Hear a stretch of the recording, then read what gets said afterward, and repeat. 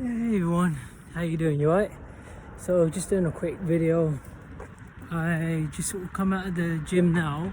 That was another really good session. Tough any bicycles coming. Yeah, just done another really good session. So it was a great session. Great session. It was such a great session, and I trained by myself. Such a good session. I actually lost a few pounds. So everything's going well. And sort of what I wanted to talk about was, it's just a quick video. I sort of wanted to mention Ohara Davies. Ohara Davies is fighting soon. I'll probably do another video on it. This video is more about me and Ohara rather than his fight, because I don't even know a lot about the opponents. I'd need to sort of look into them, try and watch some of their fights before I can talk about them. But I'm feeling very fresh now. I've been training hard. Mentally more than physically. I'm 30 years old now, but I'm starting to become the person I was when I started boxing when I was 16, and you're fresh. And the reason I started was to try and lose weight. I was still in secondary school. I was doing GCSEs when I started boxing, but I never really had fights because the person training me at that time was a rubbish trainer. And they never really believed in me, so I just thought, screw boxing. I wasn't really interested in fighting.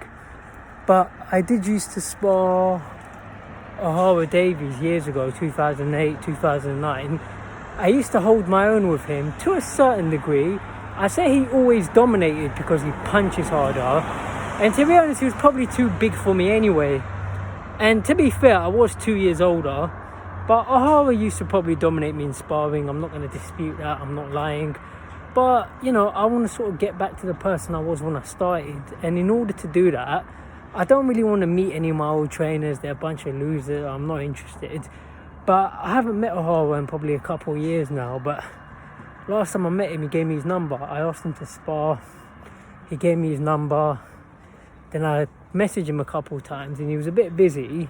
But he basically said to me, he goes, we can spar soon. But at that time, I wasn't really interested. I changed my mind. So this is sort of like 2019. But anyway, I've changed my mind, and I'm very interested in sparring him as soon as possible. So that's something I want to make happen. And me and Ohara have always got on well. I've done him a couple of favours before, so he'll definitely spar me. But I'll probably save it for after I come back from Eritrea. And obviously let him get his fight out of the way. But definitely I want to spar Ohara Davies on camera. He's not going to say no. We've always got on well.